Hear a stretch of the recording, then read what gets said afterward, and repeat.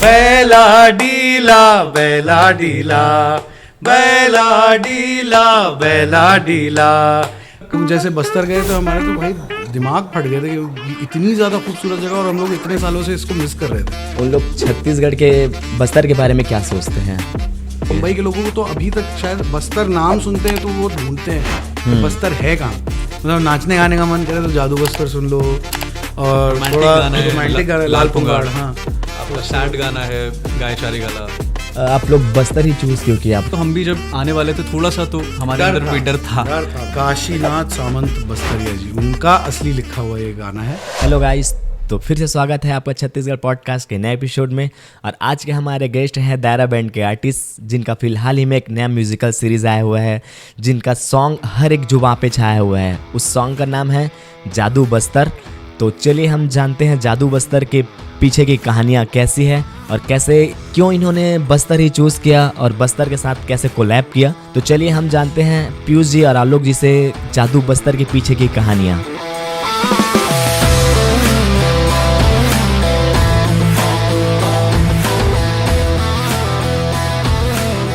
Hello, नमस्ते, नमस्कार, welcome to Chhattisgarh podcast. Thank you. अब स्टार्ट करते हैं हम लोग दायरा बैंड से।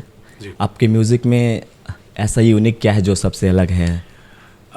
हमारे म्यूज़िक में, मैं इसको इधर कर लेता हूँ, हाँ, हमारे म्यूज़िक में सबसे यूनिक चीज़ जो मुझे लगती है वो ये है कि पहली चीज़ तो हम लोग बहुत ज़्यादा ओल्ड स्कूल रखते हैं अपने प्रोसेस को, जो कि है लाइव रिकॉर्ड करना चीज़ों को।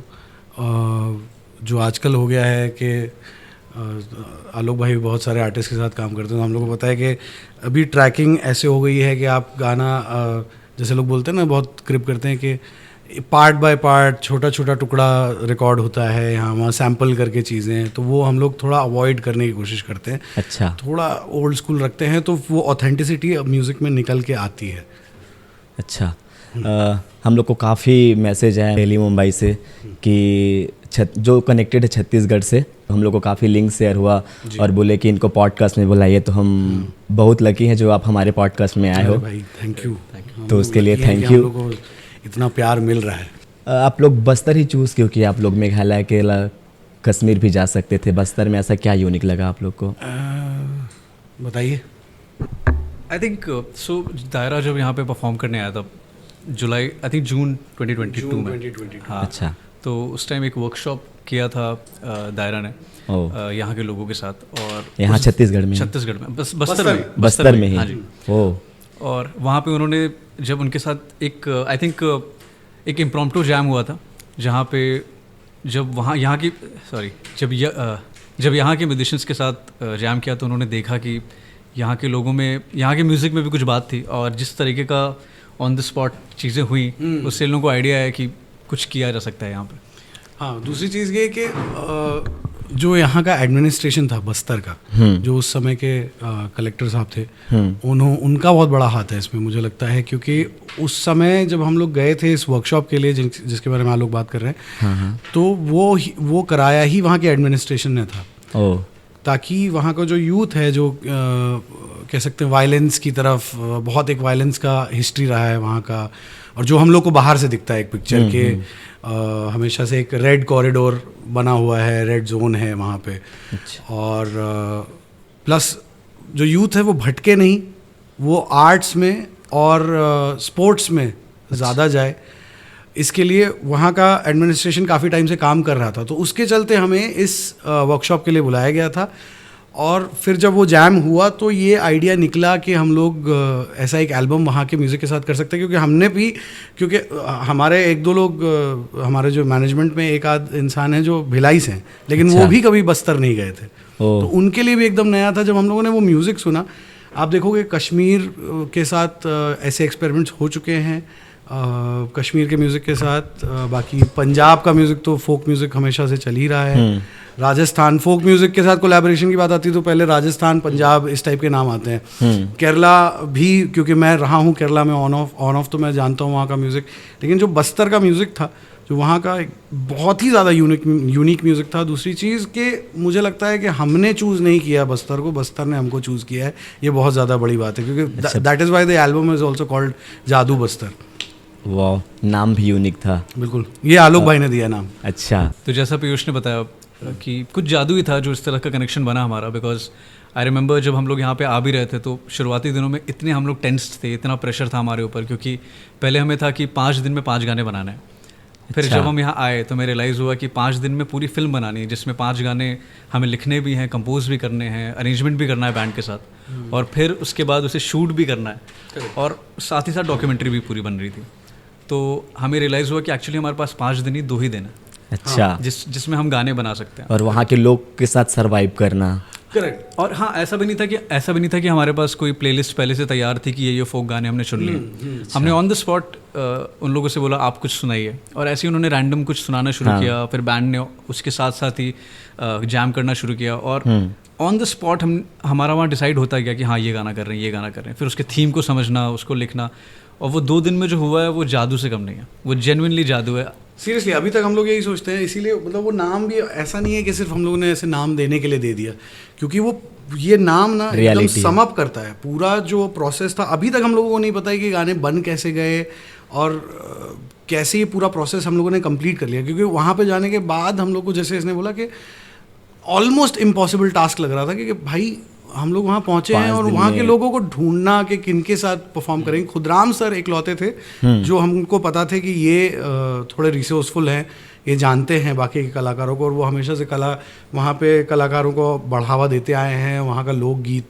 और ये सब कल्चर काफ़ी टाइम से बढ़ाते आए हैं, तो उन्हीं से हमें सारी उम्मीदें थी। उन्होंने ही हमें बाकी लोगों का भी रिक्रूटमेंट करके दिया, उन्होंने ही ढूंढा ये सारे कलाकार। हाँ, यूनिक तो था। अभी छत्तीसगढ़ के लिए बोले तो ये काफ़ी यूनिक है ये, सही बात। मतलब एक अलग लेवल पे है, इसलिए लोग पसंद भी कर रहे हैं। छत्तीसगढ़ के साथ साथ छत्तीसगढ़ के बाहर के लोग भी देख रहे हैं उसको, और कहीं ना कहीं लोग कनेक्टेड हैं इससे, इतना अट्रैक्शन है वो। बिल्कुल। आप लोग को क्या इंस्पायर करता है फ्यूजन म्यूजिक बनाने के लिए? फ्यूजन म्यूज़िक एज सच तो नहीं, हम कहेंगे वर्ल्ड म्यूज़िक एक जॉनरा होता है जहाँ पे आप अब फ्यूजन कोई भी दो जगहों के म्यूज़िक को मान लिया जाता है, लेकिन वर्ल्ड म्यूज़िक के कॉन्टेक्स्ट में आता है। इसमें आप किसी भी 2 टाइप की कलाओं को, 2 टाइप के म्यूज़िक को फ्यूज़ कर दोगे आप। हम लोगों का इंस्पिरेशन अगर पूछें तो एग्जैक्टली क्या हो सकता है यार, हम लोगों ने सुना है इस टाइप का म्यूज़िक, हम लोगों ने सुना है जगह जगह का म्यूज़िक। और क्या होता है ना कि हम लोगों ने, जैसे कि मैंने पहले भी कहा कि लाइव चीज़ों को करना और फन करना मेनली, ये नहीं है कि आप प्योरिस्ट बन जाओगे कि आप अगर लोकगीत है तो उसको लोकगीत जैसे ही रखो, बिल्कुल रखो उसको लोकगीत जैसे, लेकिन उसे अगर नए जनता तक पहुंचाना है, जो कि जैसे आप कोई रॉक म्यूजिक सुनने वाली जनता है वो भी इसको सुन रही है और उसको समझने की कोशिश कर रही है, उसको एक नए साउंड की पहचान हो रही है। इससे ये होगा कि वो वहाँ के कल्चर को जानने की कोशिश करेंगे। जैसे बम्बई के लोग, जैसा मैंने कहा, भिलाई के लोग जब बस्तर नहीं गए तो बम्बई के लोगों को तो अभी तक शायद बस्तर नाम सुनते हैं तो वो ढूंढते हैं कि बस्तर है कहाँ, है ना। हम लोग जब गए थे तो हमारा भी एक पर्सपेक्टिव था कि बस्तर जाएंगे तो क्या होगा, जो जैसे हमने कहा कि थोड़ा सा नेगेटिव हमेशा से एक लाइट रही है। अभी रिसेंटली एक पिक्चर भी आई है बस्तर के बारे में, नक्सल स्टोरी। हाँ, तो वो इमेज हमेशा से मेंटेन की गई है और उसी पे प्ले किया गया है, उसको उसका दूसरा आयाम सोचने की कोशिश ही नहीं की गई है। तो ये एक बहुत बड़ा इंस्पिरेशन था हमारे लिए कि हम लोग भी एक चैलेंज कर रहे थे अपने आप को। हमने एज दायरा हमने पहले ऐसे एल्बम्स किए हैं जहाँ पे सिर्फ हम लोग स्टूडियो के अंदर चले गए हैं और सच में 5,000 रुपये में हमने एक एल्बम बनाया था।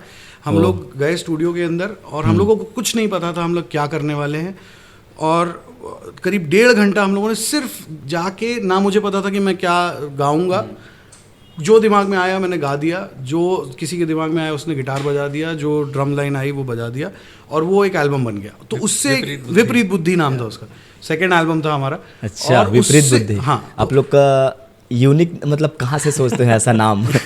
ये नाम आया था सवी श्रीवास्तव से, जो कि हमारे मैनेजमेंट में अर्पण के जो बॉस कह सकते हैं, ड्रम रोल प्लीज, जो कंपनी है जो हमें मैनेज करती है सवी की है। हाँ। सवी ही भिलाई से है जिसके बारे में हम बात कर रहे थे। और हाँ, इसमें फ्यूजन एक और चीज़ का हुआ है, इसमें हमारे साथ आलोक ने कोलैबोरेट किया है। Alok Ranjan Srivastava is a very renowned lyricist. अभी हम लोगों को पता है, मतलब हमारे जितने म्यूजिक सर्किट वाले लोगों को पता है, धीरे धीरे इनका नाम बहुत आप जल्दी बहुत ही बड़े लेवल पे आप सुनोगे। हाँ जरूर। इन्होंने काफ़ी फिल्मों में भी लिरिक्स लिखे हैं, काफ़ी बड़ी बड़ी सीरीज में ये काम कर रहे हैं, और इन्होंने हमारे साथ इसमें कोलैबोरेट किया, क्योंकि हम लोगों का ये भी आइडिया था हमें एक ऐसा स्पेसिफिक इंसान चाहिए जो जाके वहाँ के लिरिक्स को समझे। इसके बारे में आप आगे बताइए। हाँ, आई थिंक मैंने पहली बार दायरा के साथ काम किया और मुझे बहुत मज़ा आया। आपका फर्स्ट टाइम था? तो बेसिकली दायरा जो बैंड है वो उसके लिए पीयूष ही लिखते हैं। तो पहली बार ऐसा था कि मैं एक बाहर से एक लेखक आया था जो दायरा के साथ, तो ये कोलैबोरेशन जो है आप कह सकते हैं दायरा और बस्तर के म्यूजिशियंस के साथ तो था ही, लेकिन एक्चुअली दायरा, बस्तर के म्यूजिशियंस और मेरा एक तरह से हम तीनों का एक फ्यूजन था जैसा आपने फ्यूजन वर्ड यूज़ किया। तो और आई थिंक मुझे जो सबसे ज़्यादा मज़ा है इस पूरे प्रोसेस में वो ये था कि जैसे हमें ऐसा दिखता है कि दो भाषाएं हैं, दो भाषाओं के दो गाने हैं जो आपस में मिल रहे हैं, लेकिन सिर्फ दो भाषाएं नहीं हैं, इसमें दो अलग अलग संस्कृतियां भी हैं। तो कोई भी गाना होता है, खासकर जो ट्राइबल म्यूजिशियंस का गाना होता है, जो भी फोक गाने होते हैं, कहीं के भी जो लोकगीत होते हैं, वो सिर्फ एक इमोशन के बारे में नहीं होते हैं, वो एक इवेंट भी होते हैं, वो एक किसी तरह का सेलिब्रेशन भी होता है। कुछ गाने हैं जो कल्चर एक पर्टिकुलर टाइप के दुख को मनाने के लिए गाया जाता है, एक पर्टिकुलर काइंड ऑफ खुशी को मनाने के लिए गाया जाता है। तो उन चीज़ों को समझना और फिर उसके हिसाब से हमारा अपना इंटरप्रिटेशन, जैसे हम यहाँ से नहीं हैं, हम बाहर से हैं, बट हमारा अपना भी एक कल्चर है, तो हम जहाँ से आते हैं हम उसको कैसे इंटरप्रेट करते हैं अपनी चीज़ों में। फॉर एग्जांपल एक गाना है जो जैसे गाय चारी गला एक गाना है जो जिसके लिरिक्स बहुत हमें पहले समझ में नहीं आए, थोड़े कंफ्यूज हो गए हम, जिसमें ऐसा कुछ जिसका मतलब ये था कि गाय घास खाती है, भैंस तालाब में रहती है, बिल्ली चूहा खाती है, चूहा बिल्ली से बचता है। तो मैंने कहा ये कैसे लिरिक्स हैं, ये तो समझ में ही नहीं आ रहा इसका मैं अब हिंदी में क्या लिखूँ इसके इसी गाने में। फिर मैं उनके साथ बैठा जो खुदराम जी हैं, मैंने उनसे पूछा कि चलो हमें ट्रांसलेशन तो समझ में आ गया, तो मैंने उनसे अब ये नहीं पूछा कि इसका मतलब क्या है, मैंने उनसे पूछा ये आप कब गाते हैं। अच्छा। तो उन्होंने बताया कि खासकर जो भी गाने होते हैं वो डांस वाले होते हैं, उछल के गा रहे हैं डांस करते हुए।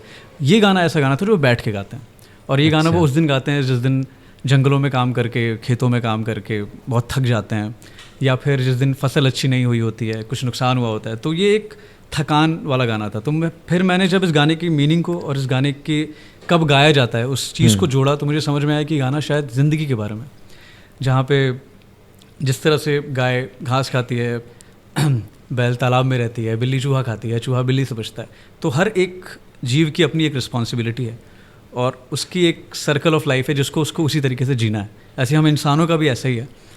तो इसलिए शायद वो कहीं ना कहीं एक सांत्वना देने के लिए वो गाना है। तो मैंने हर एक चीज़ से कनेक्टेड है। जी बिल्कुल। तो वहाँ से फिर मैंने उसको, जो मेरा इंटरप्रिटेशन यही था कि ज़िंदगी जो है हमें जो देती है हम उससे खुश नहीं होते हैं, जो हमारे पास नहीं होता है वो हमें चाहिए होता है। तो हम बावरे इंसान हैं जो इस चीज़ों को समझ नहीं पा रहे हैं, और इस तरीके से गाय चारी गला / बावरा इंसान गाना बना, और इस तरीके से हमने 5 गाने बनाए जो सिर्फ 2 भाषाओं का मेल नहीं है, जैसा मैंने कहा 2 कल्चर्स का भी मिश्रण। अब जैसे आ जाए कि आप दिल्ली मुंबई वाले, उन लोग छत्तीसगढ़ के बस्तर के बारे में क्या सोचते हैं? अभी तक तो मैं कहूँगा कि उन लोग बहुत ज़्यादा इग्नोरेंट तरीके से, इग्नोरेंट तो बहुत ज़्यादा हार्श हो जाएगा, मैं अभी जैसे मुझे सभी ने बताई थी बस्तर बोलने से उनको क्या क्या याद आता है?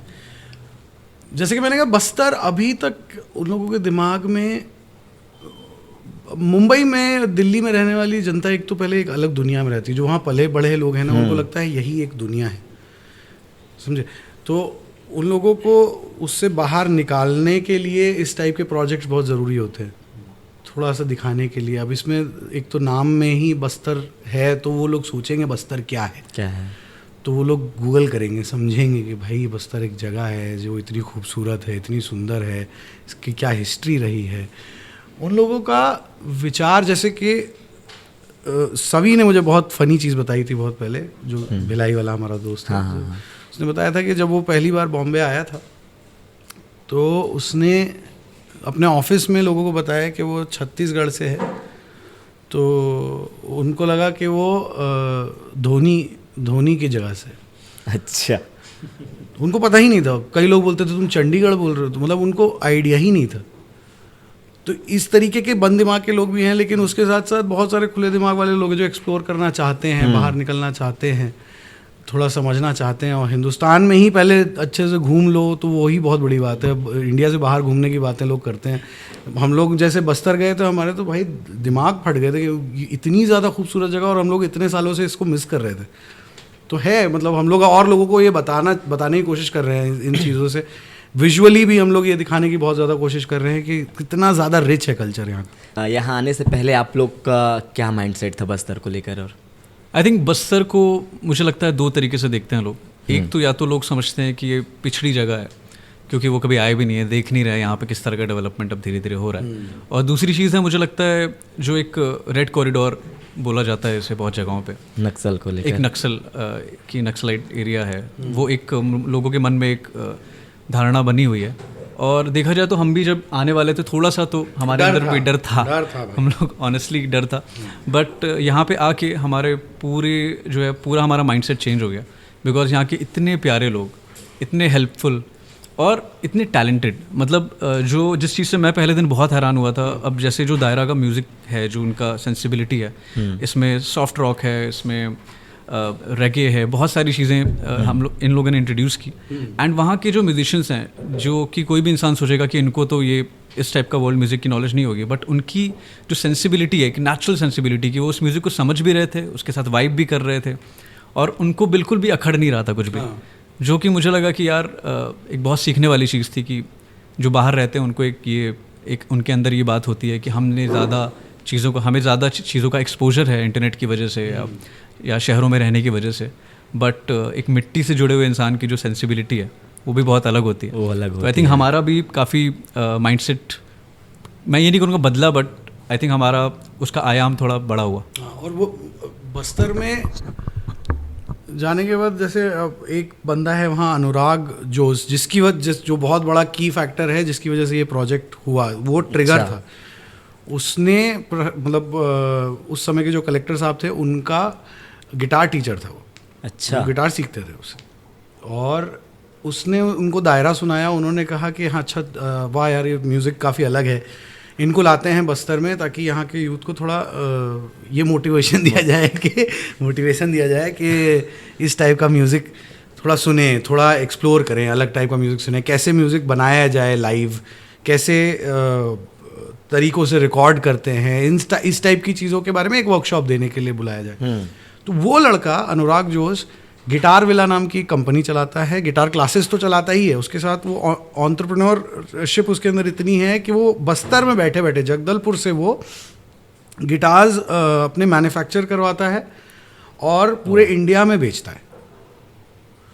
तो यही छोटी छोटी चीज़ें हैं। वहाँ पे हम देख रहे हैं, वहाँ से हम एक लड़की को जानते हैं जो कि वहाँ से फ्रांस चली गई आर्ट स्कूल में और वापस वहाँ वापस गई है, वापस बस्तर आ गई है वो पढ़ लिख के। ये नहीं कि मैं जा रहा हूँ छोड़ के, तो मैं जा रहा हूँ, मुझे ये जगह छोड़ दी है। वहाँ पे लोगों में जो अपनी जगह से जुड़ाव है वो बड़ा यार मज़ेदार चीज़ है। हाँ। जो बस्तर को सोच लिया ना, मतलब रह गया वो वहीं का रह गया। Exactly. वो बाहर उसको रह ही नहीं सकता हो। एग्जैक्टली। और उस जगह को और बढ़ाने की जो चाह है ना, जो नई जनरेशन आ रही है, वो चीज़ें बदलेगी और बहुत पॉजिटिवली बदल रही है। वो बहुत मज़ेदार चीज़ है। बहुत पहले में और अब में आप क्या सोचते हैं आप बस्तर को लेकर?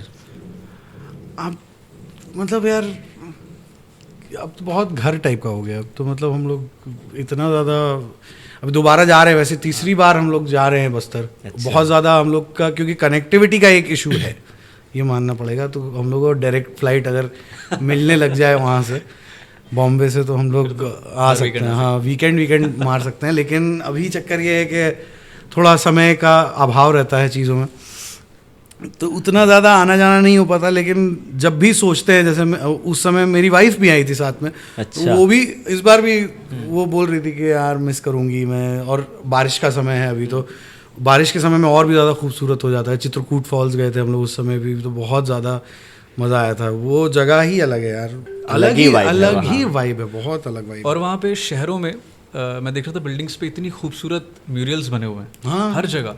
और वो ऐसा नहीं है कि एकदम इंटरनेशनल लेवल के बने हुए हैं। हाँ। तो मैं तो बहुत सारी मेमोरीज यहाँ से लेके गया था, और बहुत मैं मानता हूँ वो जो 5 दिन थे हमारे वहाँ पे, आई थिंक हम सबका ये मानना है, वो 5 दिन जो थे वो हमारी कोर मेमोरी में एकदम बिल्कुल जा चुके हैं, उम्र भर याद रहेगा हम लोगों को। कि हमने ऐसा कुछ किया था, because life changing experience Life हम लोग के लिए life changing experience, life exchanging भी था, लाइफ एक्सचेंजिंग एक्सपीरियंस भी था। हाँ। हम लोग भी मतलब गए थे बाइक ट्रिप पे। हाँ साथ हम लोग एकदम अंदर अंदर रह के आए। हाँ अच्छा। पहले स्टार्टिंग केसकाल में रुके, फिर कोंडा गांव में रुके होम स्टे वगैरह में, उसके बाद अंदर कांगेर वैली, फिर दंतेवाड़ा तक होते हुए ये पूरे 7 दिन में कवर किया। ये वाला थोड़ा हम लोग का रिग्रेट रह गया है। हाँ, क्योंकि इतना प्रेशर था काम करना उस वक्त, लग रहा था काम ही निपटा ले। आई थिंक आखिरी के कुछ दिनों में हम थोड़ा एक दिन हार्डली हम लोग जब पिछली बार, उससे पहले जब गए थे, पहली बार जब गए थे, तब हम लोग वहाँ पे मड हाउस होम स्टेज वगैरह टाइप के बने हुए, तो वहाँ पे गए थे गाँव के अंदर, वहाँ रुके और क्या पिए थे यार हम लोग, सेल्फी पिए थे। हाँ सेल्फी पिए थे, सेल्फी काफ़ी एंजॉय किए थे। अभी तक वो चीटी की चटनी नहीं खा पाए, लेकिन वो इस बार भी शायद चटनी, हाँ फेमस, इस बार भी मिस हो जाएगा। आप लोग 5 सॉन्ग बनाए हैं, उसमें से आप लोग की फेवरेट कौन सी है? बताओ यार। पांचों अपने ही बच्चे हैं, ऐसे फेवरेट बताना तो मुश्किल है, बट आई थिंक फेवरेट तो नहीं बता पाऊंगा, हर गाने की एक अलग खास जगह है। हाँ आज ही हम लोग बात कर रहे थे कि ये बहुत अच्छी तरीके से एक कॉम्बिनेशन एल्बम में भी बना है कि हर टाइप का, हर टाइप के फीलिंग के लिए, मतलब नाचने गाने का मन करे तो जादू बस्तर सुन लो, और थोड़ा रोमांटिक गाना लाल पुंगाड़, हाँ आपका सैड गाना है गाय चारी गाला, एकदम इंटेंस गाना है कहाँ कहाँ, मतलब हर चीज मिक्स हुआ है उसमें। दोस्ती यारी भी है, या का हजारी में एकदम दोस्ती यारी वाला गाना है, एकदम वर्ल्ड पीस वाला गाना है, तो वो सब मिलके बहुत अच्छा। मेरा पर्सनली लेकिन मैं बताऊं तो मुझे जादू बस्तर ही लगता है, क्योंकि एकदम जितनी बार सुनता हूँ एकदम यूं ही हो जाता है, वो रॉक यूं ही हो जाता है। आई थिंक जादू बस्तर इसलिए भी स्पेशल है कि उसका बनना भी बहुत स्पेशल है, किस तरह से बना था, बहुत उसकी क्रेजी स्टोरी है। तो जादू बस्तर गाना हम पहले करने वाले थे, हमें पता था करना है, हमने वो गाना सुन भी लिया था, हमें पसंद भी आ गया था, हमने शुरू भी कर दिया था काम। फिर ऐसा हुआ कि नहीं ये गाना नहीं कर सकते हम, कुछ राइट्स का इशू हो गया जो उसके हुआ क्या, अब मैं बताता हूँ इसमें कमाल की बात ये है कि हमने मांग ली परमिशन, जो कि अच्छी बात है परमिशन, क्योंकि बॉम्बे में रह गया ये एक चीज़ की तमीज़ आ गई है कि भाई कुछ भी करना है पहले पता करो कि ओरिजिनल किसका है, ठीक है, उसमें आप जाके उनसे परमिशन मांगो, अगर उनमें से जो भी लिखने वाले हैं वो जीवित हैं, उन तक आप पहुंच सकते हो तो आप जाइए उनसे परमिशन लीजिए, और उसके बाद फिर उस पर काम करिए, और फिर उनको उनका जो ड्यू है वो भी दीजिए। तो उसी के चलते हम लोगों ने जब आया मुझो दंतेश्वरी गाने को सुना था पहली बार, तो हम लोगों को लगा था फोक गीत, लोकगीत में जनरली पता नहीं चलता कि कौन राइटर है क्या है। तो जब हमें पता चला है इसके असली राइटर, उनके बारे में हमने पता किया, और हमको उनसे परमिशन लेनी थी कि भाई हम ये गाने के साथ एक वर्जन बनाना चाहते हैं, थोड़ा इसको एक्सटेंड करना चाहते हैं, अपना एक इंटरप्रिटेशन देना चाहते हैं। तो हमें पता चला वो तो अब जीवित नहीं है। हाँ जी, काशीनाथ सामंत बस्तरिया जी, उनका असली लिखा हुआ ये गाना है। तो हम चाहते थे कि किसी तरीके से उनसे हमको एक परमिशन मिल जाए ताकि हम इस गाने को कर पाएँ। तो हमने ढूंढा, हमारे मैनेजमेंट को लगाया कि भाई पता करिए, जब तक हम लोग तो बाकी गानों पे काम कर रहे थे, और ये गाना हमारा सबसे हीरो गाना था। हम लोगों को भी पता था कि ये गाना मतलब इसमें अलग ही कुछ बात है, ये अपने आप ले जाएगा कहीं, हमको इसमें मेहनत भी ज़्यादा नहीं लगेगी। तो फिर हमको पता चला कि उनकी बेटी हैं जो कि हैं अभी इस समय एक स्कूल की प्रिंसिपल बस्तर में। अच्छा जी, तो उनसे मांगी गई परमिशन फ़ोन पे कि देखिए हम ऐसा कर रहे हैं, और प्रशासन के साथ ही मिलके कर रहे हैं। तो प्रशासन की तरफ से भी उनको फ़ोन गया कि आप प्लीज़ परमिशन दे दीजिए, हम लोग ऐसा एक वर्जन बना रहे हैं गाने का। तो उनका जो कि बहुत ही जेन्युइन सा एक कंसर्न था, उनको ये था कि भाई इस गाने को उठा के आप फूहड़पंती ना कर देंगे इस गाने के साथ। अच्छा, मतलब इसको अजीब टाइप का वो जो हो जाता है फुल ना बना दें, ढिंचिक ढाकचिक ना बना दें। हम लोग को भी लगा हाँ बात तो सही है यार, क्योंकि अब लोग कोई भी चाहेगा कि हमारा जो इतना पुराना लेगेसी, हाँ उनके फादर की लेगेसी है, उसको ख़राब ना कर दे कोई। हालांकि हमने देखा था कि बिना परमिशन के उसके बहुत सारे वर्जन बन चुके थे, और काफ़ी ठीक ठाक से वर्जन्स थे, रिकॉर्डिंग्स कुछ खास नहीं, और ये वो हम लोग ढूंढ रहे थे। उसके बाद काफ़ी जद्दोजहद हुई, उन्होंने पहले तो मना कर दिया कि नहीं, ये गाना मैं नहीं दूंगी। ओह, फिर वो आप लोग ने सब प्लानिंग कर लिया था? हमने प्लानिंग कर लिया था कि भाई हम लोग को ये गाना तो है ही, बाकी 4 गाने हम लोग वहाँ पे जाके सोचेंगे, और इसमें भी काम करना था। अच्छा, ये नहीं था कि बस बना बनाया लेके गए, हम लोग वहाँ जाके इस गाने को और रिफाइन करने वाले थे, इसके अराउंड काम करने वाले थे। तो ये गाना नहीं होते दिख रहा था मैं एंड तक, क्योंकि परमिशन हम लोग को नहीं दी गई पहले। फिर उनसे बहुत रिक्वेस्ट की गई कि आप एक बार आ जाइए, आप यहाँ पे आ जाइए। तो थोड़ा था उनका भी, ऑब्वियसली उनका भी था, मैं क्यों, आप आइए। हमने कहा हम लोग तो आ नहीं पाएंगे वहाँ पे पूरा सेटअप लेके आपको दिखाने के लिए कि हम क्या कर रहे हैं। तो फिर उनको बुलाया गया बादल, जो बस्तर आर्ट्स एंड डांस का जो इंस्टीट्यूट है, जहाँ पे ये सब शूट किया गया और रिकॉर्ड किया गया। तो जैसे तैसे उनको रिक्वेस्ट करके हमने बुला लिया कि आप आ जाइए, एक बार आके आप देख लीजिए कि यहाँ पे किस टाइप का प्रोसेस हो रहा है, किस टाइप से हम लोग गाने कर रहे हैं, बाकी गानों का आप थोड़ा हिंट ले लीजिए, फिर हमको अगर आपको लगे तो आप हमें परमिशन दीजिएगा, नहीं तो नहीं। और तो इसमें मीनवेल क्या हुआ, हमें वहाँ से हमारे मैनेजर ने फ़ोन करके बता दिया कि गाना तो नहीं हो रहा है, परमिशन नहीं मिल रही। अब हम लोगों का एकदम दिल टूट गया। तो हमने ऑलरेडी एक छठा गाना चूज़ करके उस पर काम करना शुरू कर दिया, क्योंकि ये आखिरी दिन था, शाम हो रही थी, आई थिंक अराउंड 5:30-6 बज रहे थे, और उसी दिन हमें गाना बनाना भी था, लिखना था, शूट करना, सब कुछ करना था, ताकि अब जो है गाना जिसका परमिशन है वो कर लो चुपचाप, जो गाने की परमिशन नहीं मिली हम नहीं कर पाएंगे। तो यहाँ पे हम दायरा और मैं हम लोग बैठ के गाने बना रहे हैं, और वहाँ पे सभी और उन मैम की ये सारी बातें हो रही थी जो अभी पीयूष बता रहे थे। हाँ, तो फिर फाइनली वो आई शाम को, आखिरी दिन पे, अभी आखिरी लास्ट वाले दिन, हाँ लास्ट वाले दिन पे था कि किसी तरीके से बस आप आ जाओ। एक पूरा दिन लगा उनको कन्विंस करने में। वो दूसरे दिन शाम को आई, और जब हमारे पास शायद कुछ 3-4 ही घंटे बचे थे। अच्छा, ठीक है, 3-4 घंटे, और अगर हम लोग एक दिन भी एक्सटेंड करते तो समझिए हमारा बजट पूरा शूट हो जाता, क्योंकि रायपुर से बहुत सारा इक्विपमेंट गया था, और बॉम्बे से बहुत सारा इक्विपमेंट हम लोग लेके आए थे, मुंबई से, माफ करना यार कोई ना कोई बोल देगा मुंबई से काफ़ी सारा इक्विपमेंट लेके आए थे, कैमरा क्रू आया था, सब कुछ आया था, डॉक्यूमेंट्री शूट करने के लिए हमारे साथ क्रू आया था। तो अब सबका रुकना, फिर इक्विपमेंट का जो रेंट है वो सब बहुत ज़्यादा बढ़ जाता। तो हमारे हाथ में जो 3-4 घंटे थे उसके अंदर हमें एक नहीं 2 गाने निपटाने थे। अच्छा, एक गाना तो बन गया था, दूसरा गाना भी लास्ट में बना है। इस गाने को हमने लास्ट के आधे घंटे में, आलोक ने पता नहीं कैसे सोच के लिरिक्स उस समय लिखे, आधे घंटे में, लास्ट के आधे घंटे में, आधा 1 घंटे, मेरे हिसाब से आधा घंटा भी नहीं लगा था, मेरे हिसाब से 15 मिनट में वो हमने हिंदी सेक्शन क्रैक किया था। वो उधर से सभी आए, सभी ने ऐसे बताया कि ये गाना अब हम कर सकते हैं, और उन्होंने परमिशन आखिरी में दे दी, क्योंकि उनको कन्विंस हो गई कि हम लोग ऐसा कुछ नहीं कर रहे हैं, अच्छा करेंगे कुछ उसके साथ। एंड एकदम लास्ट मिनट पे हुआ कि अब गाना क्या बनाना है, कैसे बनाना है, और हम ज़मीन पे बैठे हुए थे, मुझे याद है सारे, और फिर हुआ कि किस बारे में गाना हो सकता है। तो पहले बहुत सारे डिस्कशंस हुए, बाप बेटे का कॉन्वर्सेशन हो सकता है, क्या हो सकता है। तो जैसे कि आप ओरिजिनल गाना सुनेंगे, वो पूरी बस्तर ज़िले की तारीफ़ें हो रही है उसमें, कि हमारे यहाँ पे इंद्रावती नदी है, हमारे यहाँ ये, हमारे यहाँ वो है। तो मेरा था कि अगर उनके लिरिक्स ये बातें कर रहे हैं, ऐसी क्या बात हम कर सकते हैं जो ऐसा लगे कि दोनों लिरिक्स आपस में बातें कर रहे हैं। फिर मैंने सोचा यार क्यों नहीं गाना हमारे बारे में लिखा जाए, कि हम यहाँ पे आए, हमें यहाँ इतना मज़ा आ रहा है काम करने में कि हम यहाँ से अब वापस कैसे जाएं, ये क्या जादू है तुम्हारे बस्तर में जो इसने हमें यहाँ रोक के रखा हुआ है। और फिर फोक जो लोकगीत के लिरिक्स हैं वो आते हैं कि हमारे यहाँ ये, हमारे यहाँ वो है। तो ऐसा लगता है कि दोनों लिरिक्स एक दूसरे से बातें कर रहे हैं, और वो एकदम आई थिंक वो जादू ही था, बिकॉज बहुत सोच के डिज़ाइन करके ये चीज़ें नहीं हो पाती हैं, कुछ ऑन द स्पॉट ही उस दिन हुआ था, और वो आई थिंक बन गया था। सही बात है।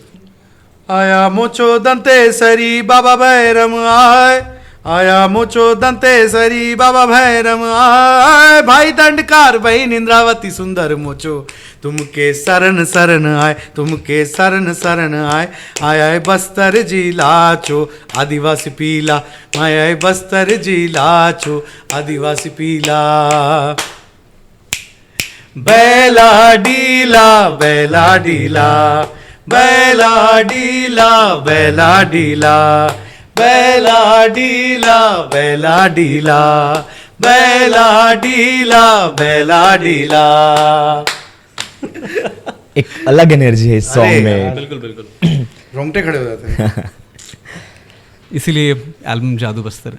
हाँ, उसके बाद फिर हमने लास्ट गाना किया था गाय चरी वाला, लास्ट गाना शूट हुआ था गाय चरी, क्योंकि इतना ज़्यादा प्रेशर उन दिनों में हमने फेस कर लिया था। लास्ट गाना जब ऐसा होता है ना, जब सब लोग एंड में भाई, मैं सभी दाढ़ी वाले जाड़े जाड़े लोग लिपट के रोए हैं हम लोग, मतलब ब्रेकडाउन हो गया था, भयंकर ब्रेकडाउन हो गया था कि मतलब यार हो गया फाइनली, ये हो गया। क्योंकि बहुत जगह पे ऐसा लग रहा था कि नहीं हो पाएगा, क्योंकि बारिश भी थी, बारिश में रिकॉर्ड करना आप जानते हो, आपको पता है माइक वगैरह इक्विपमेंट कितना मुश्किल होता है, नॉइज वाइट नॉइज, बारिश था उस टाइम भाई भयंकर बारिश। हम लोग का पहला दिन का शूट का कॉल टाइम था 8 बजे, shoot was suppose to start at 10। कितने बजे शूट शुरू हुआ? शाम के 4 बजे। ओह, पहला या का टाइम भी लिमिटेड था आप लोग के पास, टाइम कम होता जा रहा था। एक तो हम लोग को लग रहा था कि 5 दिन है, चलो उस हिसाब से हम लोग सब कुछ डिवाइड कर लेंगे, पर ये चैलेंजेस जो ऑन द स्पॉट आ रहे थे वो कैसे करोगे? अभी बारिश की वजह से इक्विपमेंट फेल भी हो रहा है। रात को हम लोग छाता ले, हाँ अभी जो डॉक्यूमेंट्री आएगी उसमें ये सब क्लिपिंग्स भी आपको देखेंगे, हम लोग छाता लेके इक्विपमेंट बचा रहे हैं रात के 1:30 बजे, क्योंकि सुबह शूट करना है, इक्विपमेंट रेडी करना है, सेट डिज़ाइन करना है, और एम्पलीफायर्स वगैरह सब लगे हुए हैं, सब महंगा महंगा इक्विपमेंट आ चुका है। अगर ये ख़राब होता है तो इसका कॉस्ट भी हमें बेयर करना है। तो वो बहुत बड़ा चैलेंज, मतलब वहाँ पे ऑन द स्पॉट जो चीज़ें हो रही थी वो तो उसका तो पेन एक नेक्स्ट ही लेवल था। तो वो जो बन के निकला है ना, तो वो कुछ याद नहीं रहा भाई, ऐसे हो गए थे एकदम। और उसके बाद उसको 2 साल लगे हैं इसको रिलीज़ करने में हमें, वो एक बहुत बड़ा चैलेंज, वो तो अलग ही चैलेंज। और कितना पोएटिक है ना कि जो गाय चारी गला का उन्होंने हमें मतलब बताया था खुदराम जी ने, वो ये था कि जिस दिन लोग काम करके बहुत थक जाते हैं, जिस दिन नाच नहीं पाते हैं, उस दिन बैठ के गाना गाते हैं। और इसी तरह से गाना भी हमारा आखिरी हुआ जब पूरे थक के हमने प्रोजेक्ट 5 दिन में निपटाया, और लास्ट में हमारे लिए भी गाय चारी गला ही लास्ट गाना था। तो एकदम पोएटिक कनेक्शन भी हमारा बैठता। उसके बाद तो मतलब ये हो गया था कि दूसरे दिन चित्रकूट जाना था हमें। हाँ, ये भी डबल माइंड हो गया था कि भाई यार सो जाते हैं सो जाना इस समय ज़्यादा प्लेजेंट लग रहा है, कहीं नहीं जाना है। लेकिन फिर जब वहाँ पहुँचे तो अलग ही चीज़ हो गई, मतलब वहाँ पे भी अलग हम लोग नाचने वाचने लग गए सब लोग। अच्छा, वो भी अलग ही माहौल बन गया, अलग ही माहौल हो गया। खुदराम सर भी हम लोग को गाने सुना रहे हैं वहाँ पे, जो हमारे से विशाल जो परकशनिस्ट था, जो वहाँ का बस्तर का लड़का है, उसने ढोलक निकाल ली, ढोलक बजाने लग गया, उसने अरे भाई खतरनाक ही सीन था, रिफ्रेशिंग हो गया एकदम। खुदराम जी को कैसे ढूंढे, क्या कहानी थी उनके पास? खुदराम सर हम लोगों से मिले थे जब पहली बार हम लोग ये वर्कशॉप करने गए थे जून 2022 में। तब उन्होंने आके बेला डीला ये गाना गाया था, और कहाँ कहाँ भी गाया था उस समय उन्होंने। तो वहाँ से वो पढ़ाते हैं, बादल जो इंस्टीट्यूट है वहाँ पे सिखाते हैं, और वो बहुत सालों से वहाँ के गांव के बच्चों को पढ़ाते आ रहे हैं। उनकी ऐसी ऐसी कहानियाँ हैं जो शायद हम लोग अब सामने भी नहीं ला सकते, जो उन्होंने हमें बताई हैं। लेकिन उनकी एक जो बहुत अच्छी कहानी उन्होंने हम लोग को बताई थी, वो है कि वो एक स्कूल में पढ़ाते थे काफ़ी सालों पहले, जब वो शायद 25-26 साल के होंगे। अब वो इस समय 64 साल के हैं, तो कैलकुलेशन कर लीजिए। नहीं, उस समय 64 साल के थे जब ये एल्बम बनी थी। हाँ, और अभी वो होंगे 66, हाँ 66 साल के, अभी रिटायर हो गए वो। अच्छा, अभी उनका रिटायरमेंट का टाइम आ रहा है। और उस समय जब हमने डॉक्यूमेंट्री शूट की थी, उसमें उन्होंने बोला भी था कि मेरे 2 साल बचे हैं रिटायरमेंट के। और देखिए क्या समन्वय बना है कि अभी हम लोग वापस आए, उनका रिटायरमेंट का टाइम आ रहा है, टाइम आ गया। हाँ, और ये एकदम से आ गया। देखिए मैं तो उन्हीं को देख देख के खुश होता रहा था यार, वो शख्स इतने टाइम से। और वो स्कूल के बच्चों को पढ़ाते थे। 5 बच्चों से एक गांव में उनको मिला था स्कूल, जिसकी हालत काफ़ी बुरी थी, हालत खस्ता थी एकदम। उन्होंने अपने तरीके से बच्चों को नाच गा के, और वहाँ स्कूल में कोई आता ही नहीं था, बच्चे आते नहीं थे स्कूल में, सरकारी स्कूल। उनका जो तरीका था पढ़ाने का, उसकी वजह से 5 से बच्चे 50 हो गए 2-3 महीने में, और 50 से 500 हो गए। और वहाँ पे बाद में एक हॉस्टल बनाया गया ताकि वहाँ के आसपास के गांव के बच्चे आते थे वहाँ पढ़ने। उनकी ये गजब कहानी है। और फिर उनका ये भी है कि वो जवानी से ही, जब VCR का दौर था, VCR to VCR एडिट करके फिल्में बनाते थे। और उसके साथ उन्होंने गाने बनाए हैं, घर पे रिकॉर्डिंग करना सीखा उन्होंने। और एक रिकॉर्डिंग इक्विपमेंट, उस समय लाखों का इक्विपमेंट उन्होंने पैसा जोड़ जोड़ के और ख़रीदा। अच्छा, वो खरीद के रखे थे उस टाइम खरीद से? के रखे, घर पे रिकॉर्डिंग करते थे। अभी भी उनके, आप लखेश्वर खुदराम करके आप सर्च करिए यूट्यूब पे, आपको पूरी कहानी मिल जाएगी।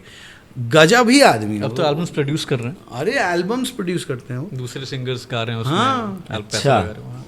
उनके टीम वाले से मिले आप लोग? टीम वालों से नहीं मिले, अच्छा। सिर्फ उनसे ही जो पता चला वो वन मैन आर्मी है, वो सब कर लेते हैं, वो स्क्रिप्ट भी लिख देते हैं, और जो उनकी स्टोरी टेलिंग है, आप हाँ, उनको एक अरे। बार यहाँ बुला के बैठाओ, अब सुनते रह जाओगे, उनको बोलते हम रहेंगे। लोग मतलब बस उनको बस सुनते रहते हैं। उनकी कहानी बताने का जो तरीका है ना, एकदम अद्भुत है, एकदम ही अद्भुत है। और बहुत जरूर इंटरेस्टिंग, बुलाते हैं। लखेश्वर खुदराम सर, जो भी देख रहा है यहाँ पे, लखेश्वर खुदराम जी को आप यूट्यूब पे सर्च करिए और आपके दिमाग के एक नए नए द्वार में आप प्रवेश मार। एक सॉन्ग है या काय हजारी वाला, जी। उसका मतलब क्या है? तो या काय हजारी, ये हमें खुदराम जी ने बताया था इसका मतलब। तो जैसे कि उन्होंने बताया था कि उनके ट्राइब में मीत बदते हैं। मीत बदना मतलब बेसिकली आपका एक बेस्ट फ्रेंड बनता है, जो ज़िंदगी भर आपका बेस्ट फ्रेंड रहेगा। अच्छा। तो जैसे अगर सपोज मैंने पीयूष से बोल दिया कि तुम मेरे मीत हो, तो ये सिर्फ एक नॉर्मल दोस्त नहीं है, अब हम ज़िंदगी भर के लिए दोस्त हैं। और जिस दिन अगर मेरी मृत्यु होती है, तो जो मेरी फैमिली पूरे रिचुअल्स करेगी, वो सेम रिचुअल्स इसको भी करने पड़ेंगे। तो वो ऐसे जीवन से मरने तक का साथ की एक दोस्ती होती है, उसे कहते हैं मीत बदना। तो ये जो गाना है या काय हजारी, ये उसी फूल के नाम से एक दूसरे को, हाँ, और एक दूसरे को फूल के नाम से संबोधित करते हैं। अच्छा। ठीक है, तो ये बहुत ही क्यूट लगा हमें पहली बात तो, कि ये एक इनके कल्चर में कितना इंपॉर्टेंट है, फ्रेंडशिप की कितनी इंपॉर्टेंस है। और जो इया काय हजारी है, वो जो लिटरल ट्रांसलेशन है उस गाने का, वो ये ऐसा कुछ है कि तुम मेरे दोस्त हो और मैंने तुम्हें एक अंगूठी दी है, इसे संभाल के रखना, और इस तरह की चीज़ें हैं, मेरे साथ आओ। मतलब बेसिकली दो लोगों की दोस्ती के बारे में गाना है। और वो उसमें एक लाइन बार बार आती है कि ये पक्की दोस्ती है, ये कोई मजाक की बात नहीं है। इस तरह की बातें उसमें आती रहती हैं। तो जब उन्होंने हम लोग को एक गाना सुनाया तो बड़ा मज़ेदार तो लगा हमें। फिर हमें लगा कि हम इसका हिंदी का क्या कर सकें।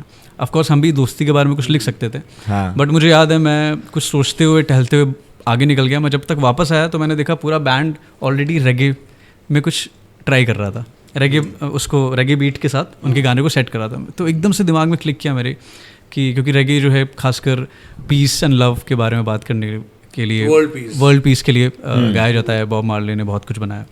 तो वहाँ से मुझे क्लिक किया कि why can't this song be about friendship between humans, कि मैं इस सरहद के इस पार रहता हूँ, तुम सरहद के उस पार रहते हो। ऊपर देखो, तुम्हारे भी नीला आसमान दिख रहा है, मुझे भी नीला आसमान दिख रहा है। नीचे तुम्हारा भी घर ज़मीन पे ही है, मेरा घर भी ज़मीन पे है, तो हम दोस्त हैं, तुम दोस्तों की तरह क्यों नहीं रह सकते। तो मुझे लगा कि इसी दोस्ती वाली चीज़ को हम एक ह्यूमन लेवल पे अगर एक बात बाहर रख सकें, जो लोग अगर समझ पाए, तो दुनिया शायद थोड़ी और बेहतर हो जाएगी। तो इस तरीके से गाना बना। इसमें रेगे का जो आया ना उसमें रिदम, उसकी वजह से पूरा गेम चेंज हो गया। और इस तरीके से ये गाना जो बन के आया, और ये भी बहुत स्पेशल गाना है। एक्चुअली पांचों ही स्पेशल हैं, अलग से बोल नहीं सकते। और आप एक एक गाने की बात करेंगे तो सब में इस तरह की कुछ ना कुछ कहानियाँ हैं। एक लाल पुंगाड़ वाला है, उसका क्या मीनिंग है? तो लाल पुंगाड़ होता है लाल फूल ना, हाँ लाल फूल। तो वो एक नोक-झोंक छेड़ा खानी का गाना है। एक यंग लड़का एक यंग लड़की एक दूसरे से प्यार का इजहार कर रहे हैं, तो लव का गाना है ये। तो फिर हुआ कि यार चलो ठीक है, लव सॉन्ग है, हम इसमें अपना रोमांटिक एंगल क्या डाल सकते हैं। फिर वहाँ पे आया कि तो मैं बैठ के उनके ट्रांसलेशन सुन रहा था, तो अलग अलग वर्सेस वो सुनाए जा रहे हैं। तो उसमें एक वर्स आया जहाँ पे ऐसी कुछ लाइन थी, मुझे एग्जैक्टली याद नहीं है। ऐसा कुछ था कि उस लड़के के पास साइकिल है, मेरे पास नहीं है, पर तुम मेरे पास ही आना, मैं तुमसे बहुत प्यार करता हूँ। इस तरह की कोई लाइन थी। तो मुझे समझ में आया कि यार ये कब से चला आ रहा है, तब से लेके अभी तक, कि जिस पे पैसा है आप लोग उससे अट्रैक्ट होते हैं। तो मुझे लगा यार ये तो इतना यूनिवर्सली रिलेटेबल चीज़ है। तो मुझे लगा क्यों ना इसको हम एक एंगल दें, क्लासिज्म का एंगल इसमें डाला जाए, कि माना जेब में मेरे 4 पैसे ना सही ना पड़े, हाँ माना जेब में मेरे 4 पैसे ना पड़े, जायदाद है बड़ी इश्क की मगर मेरे। तो ऐसे करके था कि जिनकी गाड़ियाँ बड़ी, जिनके घर बड़े बड़े, उनके दिल में ना जगह, तू रहेगी फिर कहाँ। तो इस तरीके से फिर हमने उसको क्लासिज्म का एक एंगल दिया, लेकिन रोमांस भी है, लेकिन थोड़ा सा हमने क्लासिज्म का टॉन्ट भी मार दिया। और तो मरते दम तक लोग बोलते हैं कि तुमसे प्यार करूंगा, इसने तो आगे बढ़ा दी बात कि मैं जन्नतों में भी तेरा इंतजार करूंगा, बोल दिया उसने एकदम। वाह यार क्या लाइन है। सब लाइन में कुछ ना कुछ है, मतलब एक अलग टच कर जाने वाला। हमारे गुलजार साहब हैं। नहीं, मेरा ये था यार कि अब इतना मतलब ये अपॉर्चुनिटी इतनी बड़ी थी, एंड दायरा का साउंड इतना पावरफुल है। और मैंने जब इनको पहली बार सुना था तो मैं भी बहुत फ़ैन हो गया था कि यार ये क्या साउंड है यार। इनका एक गाना है बहुत प्यारा, मोहब्बत परी, मेरा बहुत फेवरेट गाना है। तो दायरा था वहाँ पे, एंड सभी जो मैनेजर हैं जिन्होंने मुझे ऑनबोर्ड किया था इस पूरे प्रोजेक्ट में, तो मुझे लगा मेरे पे बहुत बड़ी रिस्पॉन्सिबिलिटी डाल दी गई है। तो आई थिंक वो 2 दिन का प्रेशर था, तो मुझे लग रहा था कि नहीं यार कुछ तो मीनिंग हर गाने में डाला जाए कि मैं जस्टिफाई कर सकूं कि मुझे यहाँ बुलाया गया है तो मैं किसी काम का हूँ। हाँ, यही प्रेशर, मतलब लेवल्स में प्रेशर था। इनके ऊपर ये प्रेशर था, हम लोग के ऊपर ये प्रेशर चल रहा है कि यार हम लोग को इतना रिस्पॉन्सिबल, हम लोग को इतना हम लोग के ऊपर भरोसा करके प्रोजेक्ट दे तो दिया गया है, हम लोग इस लायक हैं कि नहीं है, मतलब आ गए हैं। मैं वही आज भी मैं बात कर रहा था, फहद हमारा जो कैमरा क्रू में हमारा वन ऑफ द एडिटर्स, तो उसको मैं बोल रहा था, उसने शूट भी किया, एडिट भी किया है म्यूजिक वीडियोस को, और 2-3 लोगों ने साथ में मिलकर किया, बेसिकली शिवाजी और सब लोग। खैर, तो मैं उसको बोल रहा था बीच में, प्रोसेस के बीच में ही, भाई मेरे से प्रेशर नहीं झेला है। वो मुझसे पूछ रहा था बार और भाई कैसा लग रहा है, बीच में चाय वाय पी रहे ना, भाई मेरे से ना मुझे लग रहा है कि मैं फ़ोन ऑन करके ना भाग जाऊँ कहीं, फ़ोन ऑफ करके भाग जाऊँ और मुझे कोई ना ढूंढ पाए, मेरे पर 4-5 दिन बाद मैं फ़ोन ऑन करूँ। वो इतना हंस रहा था उस बात पे, भाई यार हो जाएगा यार, नहीं हो रहा भाई मेरे से, नहीं झेला जा रहा, भागना है मुझे। तो ऐसा सीन था, सब लोग के ऊपर प्रेशर था यार, बहुत भयंकर प्रेशर था उस समय। तो उतना प्रेशर के चलते ऐसा गड़बड़ होता कुछ हुआ तो नहीं? भाई चांसेस तो बहुत थे, हुई नहीं गड़बड़, चांसेस बहुत थे, चांसेस तो बहुत ज़्यादा थे। आप यही सोचो ना कितना बड़ा चांस लिया गया था। लोग जैसे कोई फोक गाना बनाते हैं तो उन्होंने कोई राजस्थानी फोक बना रहा है तो उन्होंने सुना हुआ है वो गाना, उसको उठाते हैं, जो उनको ऑलरेडी पसंद है उसको डिज़ाइन करके लाते हैं, फिर उसको रिकॉर्ड करते हैं। हमने तो सोचा भी नहीं था कि गाने कौन से होंगे, यहाँ पे आके चलिए ये गाना सुनाइए, और कुछ है, ऐसे करके रैंडमली पूरा सेट लिस्ट ही यहाँ बैठ के बना है। आने के बाद कितने बड़ा रिस्क एक लिया गया था, बहुत बड़ा रिस्क। तो एक्चुअली एज पीयूष सेड, सब कुछ गड़बड़ हो सकता था, बहुत कुछ गड़बड़ हो सकता था, बट सब हो गया इवेंचुअली। वही तभी बार बार बोल रहे हैं ना कि यार ये एल्बम अपने आप बना है एक तरीके से, हम लोग बस एक मीडियम थे। वो वाली बात है, थोड़ी सी सुपरनैचुरल सुपरफिशियल बात हो सकती है, लेकिन बहुत ज़्यादा, मतलब बस्तर क्यों आए, अभी आपसे मैं इतनी देर हम लोगों ने बात तो करी है, अभी जैसे इसमें से आधी ज़्यादा चीज़ें क्यों हुई, कैसे हुई, हम लोग को भी आइडिया, हम लोग अभी बना रहे हैं कि हाँ इस वजह से ये हुआ था, उस वजह से हुआ था, लेकिन हम लोग को कुछ आइडिया नहीं है, चीज़ें बस कुछ ना कुछ रीजन से कुछ हुआ है ऐसा। हाँ, मतलब ले गए बस, हम लोग को वहाँ पहुँचा दिया गया जैसे तैसे, चीज़ों से अवगत हम लोग थे नहीं, हम लोग बस पहुँच गए और हो गया है। आज यहाँ बैठ के बात कर रहे हैं इस बारे में हम लोग। तो बहुत सारी चीज़ें लाइफ में ऐसी ही होती हैं, बस फ्लो के साथ जाना बहुत ज़रूरी है और फन करना बहुत ज़रूरी है। उस प्रोसेस में अगर फन नहीं कर रहे ना आप तो थोड़ा सा दिक्कत हो जाती है, लेकिन अगर काम में ही आप फन करते जाओ ना, और ये ना सोच, अगर रिजल्ट आपने पहले से अज्यूम कर लिया कि मेरा तो ये रिजल्ट है भाई, तो बहुत प्रेशर है। हम लोग कोई रिजल्ट सोच के नहीं गए थे, हम लोग कहते हम लोग को ये काम दिया गया, चलो चलते देखा जाएगा, क्योंकि इससे पहले हम लोग ऐसा एक प्रोसेस कर चुके थे। अच्छा, तो वो विपरीत बुद्धि के बारे में जो सेकंड एल्बम हम लोग, हालांकि बहुत लोगों को समझ में भी नहीं आता, हम लोग को खुद सुनने में बहुत मजा आता है वो एल्बम, अंग्रेजों को बहुत पसंद है, पता नहीं क्यों। अच्छा, हाँ है हिंदी में लिरिक्स, लेकिन वो लिरिक्स से उन लोगों को ज़्यादा कुछ वो नहीं है, सरोकार नहीं है, उनको मतलब आता है कि भाई क्या म्यूजिक चल रहा है, फ्लो में है। तो वो उस चीज़ ने इतनी हिम्मत देती थी ना कि भाई बन जाएगा, कुछ ना कुछ बन जाएगा और अच्छा ही बनेगा। आप लोग को कब पता चला कि लोग इतना पसंद कर रहे हैं सॉन्ग एल्बम को करके? भाई जब रिलीज़ हुआ उसके बाद समझ में आया। अभी तो कोई हम लोग सुन रहे थे कि 12-13 तो रीमिक्स बन चुके उसके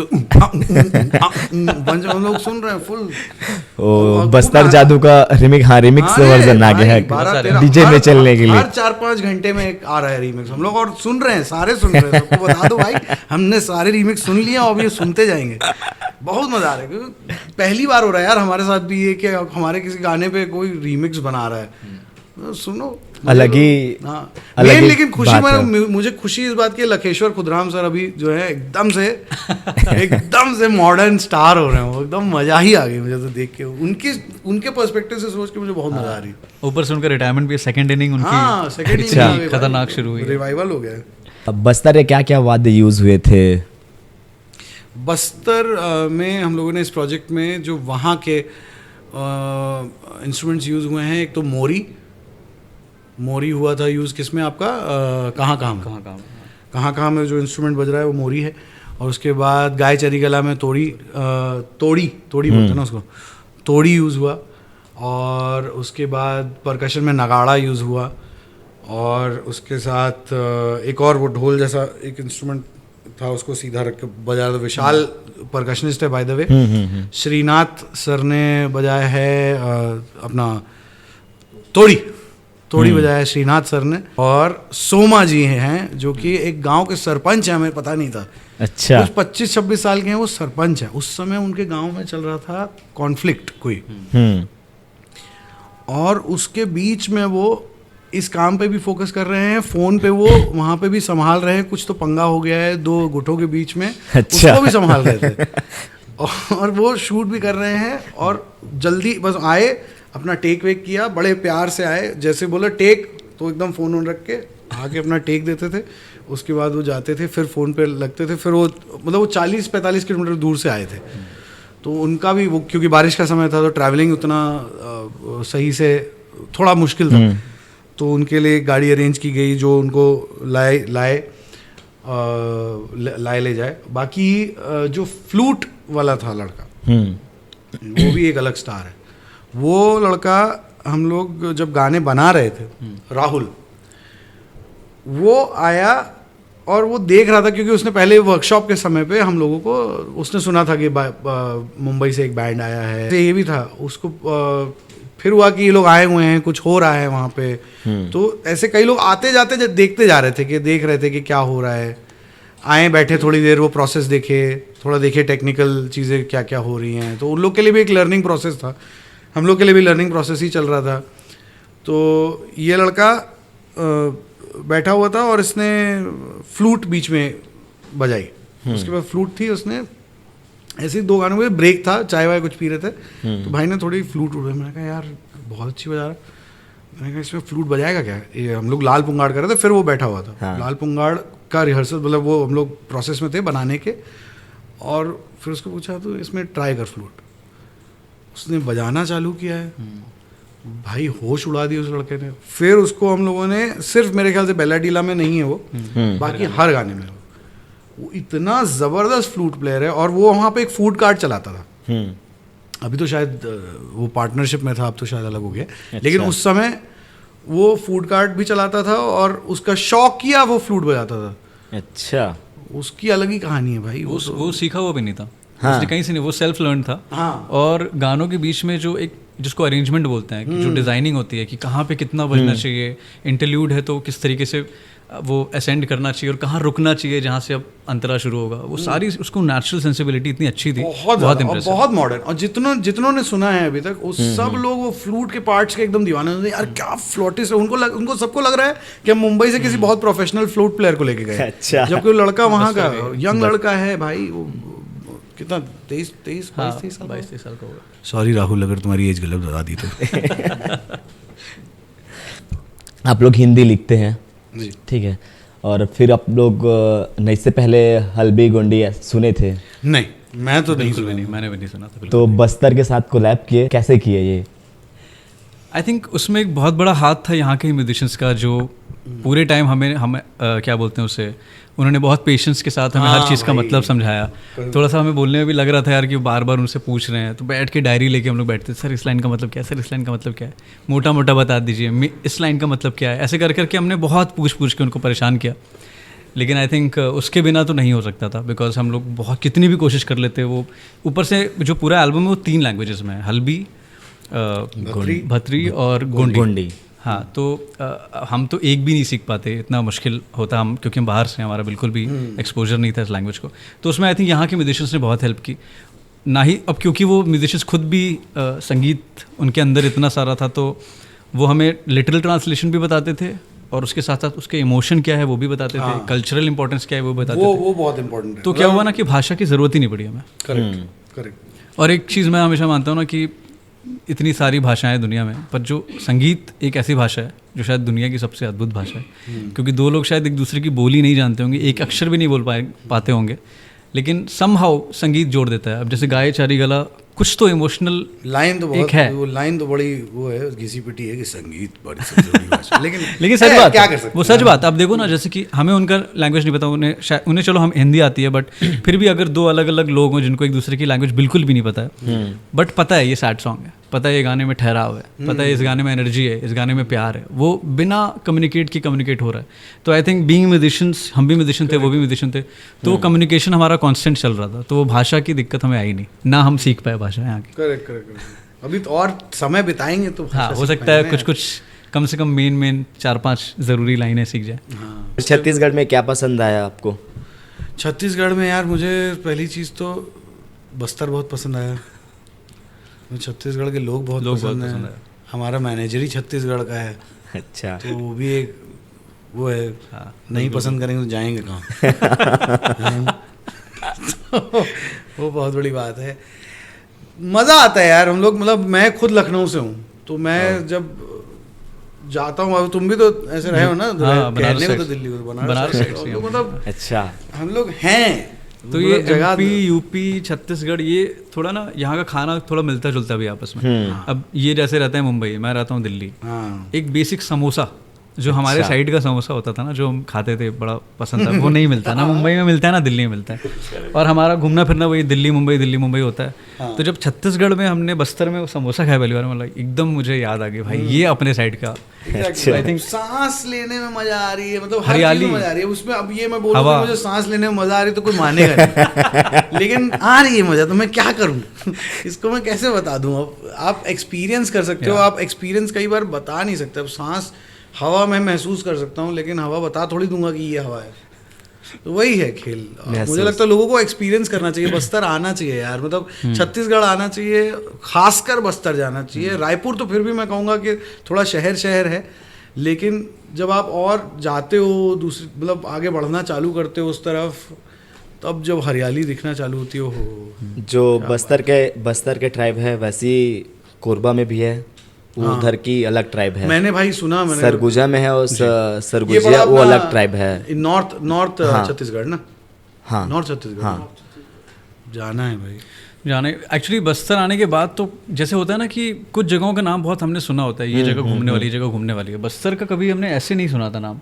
लेकिन एक बार जब आए हैं तो अब रियलाइज़ हो रहा है कि न जाने ऐसी और कितनी जगहें होंगी जो अभी अनएक्सप्लोर्ड हैं हम लोगों से, या फिर मेन स्ट्रीम में जिसकी ऐसी बात नहीं होती। न्यूज़ में वैसे ही आता था ना, बस्तर में आज अटैक हो गया, आज बस्तर में ये फट गया, आज बस्तर, वो कोई न्यूज़ में थोड़ी दिखा रहा है हमको कि बस्तर देखो कितना सुंदर है। अकल ही नहीं है, मतलब यही चल रहा है ना भाई दुनिया में। अगर कोई नेगेटिविटी है तो उसको बेच लो जितना हो सकता है उठा के। यही कश्मीर के साथ भी यही खेल हुआ। पूरी दुनिया में मतलब यही खेल हुआ है। आज भी कश्मीर जाने में, आज तक मैं, अभी तक मेरे को लगता है कि मैं कश्मीर जाऊंगा तो कहीं गोली पड़ जाएगी। तो ये है ना, ये बनाने का पर्सपेक्टिव बनाने वाले भी तो हम ही लोग हैं ना। दायरा बैंड कैसे स्टार्ट हुआ हो? दायरा स्टार्ट हुआ था 2014 के अंत में, जब हम लोग बहुत तंग आ गए थे दूसरों का म्यूज़िक बजा कवर बजा के। हमको लगा कि अपना टाइप का कुछ बनाना चाहिए जो कि हमको बजाने में और हमको खुद सुनने में भी लगे कि हाँ भाई कुछ नया हुआ है। ठीक है, ये एक बहुत बड़ी एक्सप्लिसिट सी लाइन है, लेकिन मैं बोलूँगा। टूल का एक इंटरव्यू देखा था मैंने, उसमें बहुत अच्छी लाइन जो मेरे दिमाग के साथ स्टिक हो गई थी कि हम अभी तक दूसरों का ऑर्गेज़म एंजॉय कर रहे थे, हमको अपना चाहिए। तो म्यूज़िक वाइज आप जो, हम अगर कोई चीज़ बना रहे हैं, हमको पता है कि भाई ये मुझे ऐसा मैंने सोचा था कि इस बैंड के साथ होता तो अच्छा लगता, वो हम अपने साथ कर सकते हैं। तो फ्रीडम का थॉट लेके हम घुसे थे दायरा के साथ कि कुछ अलग करना है और अपनी भाषा में करना है। पहली चीज़ ये था कि जिसमें हम सोच रहे हैं उसमें ही ये म्यूज़िक नहीं कर पा रहे तो फ़ायदा क्या। क्योंकि हमेशा से बचपन में मैंने भी स्टार्ट तो रॉक वॉक में स्टार्ट तो भाई अंग्रेजी सुन रहे हैं पूरे टाइम, दूसरे की थॉट का मज़ा ले रहे हैं, उसकी भाषा सीख के हम लोग बैठे। सीखना चाहिए, हर भाषा सीखो, लेकिन जो अपना थॉट है वो अभी मुझे लगता है कि इस टाइम अब ये दौर आ गया है कि अब जो नई जनरेशन है वो एम्ब्रेस कर रही है अपने आप को, और अपनी भाषा को एम्ब्रेस कर रही है, अपने डेमोग्राफिक को एम्ब्रेस कर रही है। अपनी, जैसे बस्तर की भी हम लोग बात कर रहे थे, वहाँ के लोग बाहर जा रहे हैं पढ़ लिख के, वापस बस्तर आ रहे हैं। अगर देखा जाए तो हम ही लखनऊ से, मैं जैसे लखनऊ से मैं निकल गया, मैं कई बार सोचता हूँ यार मुझे लखनऊ वापस जाके रहना चाहिए। मजबूरी ये है कि वहाँ म्यूज़िक का इतना ज़्यादा कुछ आगे है नहीं। यूपी थोड़ा सा ज़्यादा नेतागिरी में है।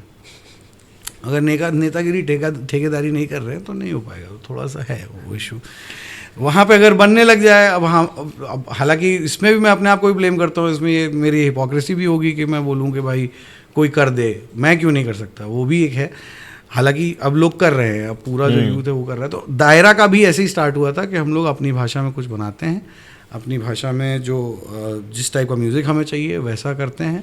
हैवी रखना है तो हैवी करो, सॉफ्ट करना है सॉफ्ट करो, जो मज़ा आ रहा है जिस तरफ जा रहा है बिना किसी डायरेक्शन के, एक बस रॉक म्यूज़िक वाला एलिमेंट लेके। क्योंकि रॉक म्यूज़िक में क्या होता है, गिटार, ड्रम, बेस और सिंगर हो गया रॉक। तो रॉक म्यूज़िक से बाहर निकलने की कोशिश इस एल्बम में भी हुई है कि जो सिर्फ रॉक बोलते हैं ना, उससे बाहर निकलने की कोशिश इस एल्बम में हुई है, ताकि फोक एलिमेंट आ गया है तो अब वो पूरी तरह प्योर रॉक भी नहीं रहा। तो अब देखिए इसमें भी मज़ा है कि जो प्योरिस्ट होंगे वो दोनों तरफ गाली देने वाले होंगे। लोकगीत जो सिर्फ कहेंगे कि लोकगीत को बिल्कुल ऐसे ही जैसा था वैसे ही रखिए, वैसे भी बहुत लोग हैं। रॉक म्यूज़िक की तरफ से भी होंगे 3-4 जो बोलेंगे कि यार क्या घुसेड़ दिया इसमें फोक। तो दोनों तरफ होंगे, उनसे कोई मतलब नहीं, सरोकार नहीं। आपके लिए सब कुछ है दुनिया में, सबके लिए सब कुछ मौजूद है, आप करिए। तो इस मेंटालिटी से हम लोग दायरा फॉर्म किए थे। पता नहीं मैं ठीक से बता पा रहा हूँ नहीं बता पा रहा हूँ।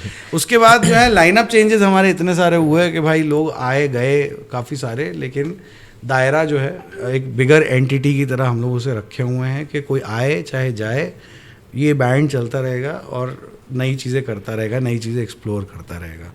ये हमारा मकसद है ज़िंदगी में। कितने लोग का टीम है दायरा में फिर? दायरा में टीम तो देखिए जो ऑन स्टेज मेंबर्स हैं वो हैं 5 कोर मेंबर्स, जो आप 2 गिटारिस्ट हैं, एक बेस प्लेयर है, एक ड्रमर है, एक मैं सिंगर हूँ।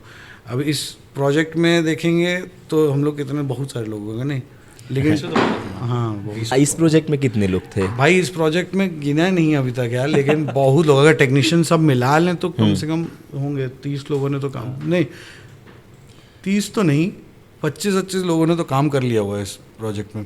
क्योंकि पोस्ट प्रोडक्शन में भी काफ़ी लोगों ने काम किया। पोस्ट प्रोडक्शन में ऐसे ऐसे लोग बैठे हैं जो मार्क जो मिक्स इंजीनियर है हमारा, वो AR रहमान और बहुत सारे ऐसे लोगों के बड़े बड़े नामों के साथ काम किया हुआ इंसान है। तो उसकी वजह से भी जो आप साउंड सुन रहे हो वो इतना बड़ा, इतना रिफाइंड साउंड है। अब लाइव रिकॉर्डिंग को आप इतना बढ़िया बना पाओ, इतना बढ़िया उसको क्लीन कर पाओ, वो बहुत ज़्यादा मुश्किल होता है। तो उनको ऑन बोर्ड लेना ज़रूरी था। फिर जो हमारी डॉक्यूमेंट्री शूट की हैं वो नेशनल अवार्ड विनर एडिटर हैं भाई। मतलब और कमाल की बात देखिए, शिवाजी जो हमारा डॉक्यूमेंट्री का डायरेक्टर है और एडिटर भी है, वो उसको जब लास्ट दिन था हमारा शूट का बस्तर में, हम लोग जब चित्रकूट फॉल्स गए थे अपना शूट वूट ख़त्म करके और फिर थोड़े बहुत इधर उधर के स्निपेट्स लेने गए थे, तो उसी दिन उसको मेल आया कि उसको नेशनल अवार्ड मिला है। तो हमारे साथ एक वैसा भी हो गया, हम लोग बता रहे हैं भोपाल से, बता रहे हैं नेशनल अवार्ड विनर आदमी हमारे साथ काम किया हुआ वो सब भी कहने को हो गया है। आलोक भाई तो है ही, आलोक भाई का तो आपने जलवा देख ही लिया अभी, एकदम खतरनाक आदमी आलोक भाई। तो वैसे बहुत सारे हैं। फिर हमारी मैनेजमेंट टीम है, अर्पण है जो कि आज हमारे साथ आया हुआ है, ड्रम रोल प्लीज़ करके कंपनी, जो हमारा जो भिलाई वाला मैनेजर है हमारा सभी, उसकी कंपनी है ड्रम रोल प्लीज़, जो अभी मैनेज कर रही है चीज़ें। और अभी और किन का नाम ले सकते हैं यार? ड्रम रोल प्लीज़ में शुभा और अर्पण, हाँ बहुत सारे बहुत लोग हैं लोग। मतलब वीडियो टीम अलग है, दायरा है पूरा का पूरा। दायरा कोर कहेंगे तो 5 है ऑन स्टेज, उसके बाद जो पीछे काम करने वाले तो कम ज़्यादा होते रहते हैं। तो थे हम लोग 25 लोग तो कम से कम थे, 25-30 है ना, सब मिला के। एडिसन जो रिकॉर्डिंग इंजीनियर भाई, उसको कैसे भूल सकते हैं? उसका तो मतलब बहुत बड़ा हाथ है, कोक स्टूडियो वगैरह में काम किया हुआ है आदमी वो। तो उसको स्पेशली इस प्रोजेक्ट के लिए हम लोग ऑन बोर्ड लेके आए, क्योंकि इन सब लोगों को हम लोग वैसे अफोर्ड नहीं कर पाते एज दायरा। जब ये प्रोजेक्ट था तो we wanted the best of the people to work on this project, तो ताकि वो क्वालिटी निकल पाए। तो इसलिए आलोक को बुलाया गया कि भाई तुम स्पेशली लिरिक्स पे आप बैठेंगे, आप ध्यान दें। क्योंकि अगर मैं बैठा रहूँगा तो मैं ये भी सोच रहा हूँ कि यार ये गाने, अब ये प्रोजेक्ट आगे बढ़ाना है, गाना ख़त्म हो रहा है, कब हो रहा है कि नहीं हो रहा है, कौन मतलब मैं उस समय वो वाले मोड में था, मैं पैनिक मोड में था पूरी तरीके से, कह सकते मेरा दिमाग वो वाले मोड में चल रहा था कि भाई ख़त्म हो पाएगा कि नहीं हो पाएगा, ख़त्म हो पाएगा कि नहीं हो, यही चल रहा है मेरे दिमाग में। और आलोक का ही उस समय ये काम था कि भाई कि ये जाके वो लिखे समझे लिरिक्स। तो पीयूष के ऊपर ये भी प्रेशर था ना, क्योंकि उसको अरेंज भी करना है पूरा बैंड, वहाँ खड़े भी रहना पूरे टाइम। मेरे साथ क्या था, मुझे आइडिया चाहिए, शोर हो रहा है, मैं छुपके से निकल जाता था, कोने में कहीं बैठ जाता था, because Piyush could not have done that because he was also the main man stage पे। तो आई थिंक वो एक बहुत अच्छा डिसीजन था। आई थिंक उससे हम रिस्पॉन्सिबिलिटीज़ बढ़ गई ना, वो तो काम बड़ा स्मूथली हो गया। एडिसन जिसके बारे में बात करें, एडिसन भाई रिकॉर्डिंग इंजीनियर, उसकी वजह से इतनी अच्छी रिकॉर्डिंग हो पाई वहाँ पे। उसने बहुत सारा प्रेशर हैंडल किया, बहुत सब लोग, क्योंकि सब इतने सारे प्रोफेशनल लोग थे ना इस प्रोजेक्ट में, तो बहुत सारा प्रेशर डिवाइड भी हो गया। ऐसा नहीं था कि सब लोग, मतलब अभी अगर सिर्फ हम 5 लोग आ जाते हैं यहाँ पे मुँह उठा के, तो तब तो ऐसे ही 5 लोग हम मुँह उठा के आते हैं, मुँह उठा के चले जाते। तो बहुत सारे लोग जो पीछे काम करते हैं उनको क्रेडिट उतना अच्छे से मिलता नहीं है, लेकिन बहुत ज़्यादा इंपॉर्टेंट होते हैं वो इस टाइप के प्रोजेक्ट्स में। ड्रीम टीम थी, ड्रीम टीम, करेक्ट। ठीक है, thank you so much, thank you भाई, फॉर कमिंग। Thank you. लोग भी फिर से मिलते हैं अब आप नए प्रोजेक्ट साथ आप लोग के भाई एकदम। और फिर बात करते हैं ऐसे ही। हाँ, हाँ, हाँ।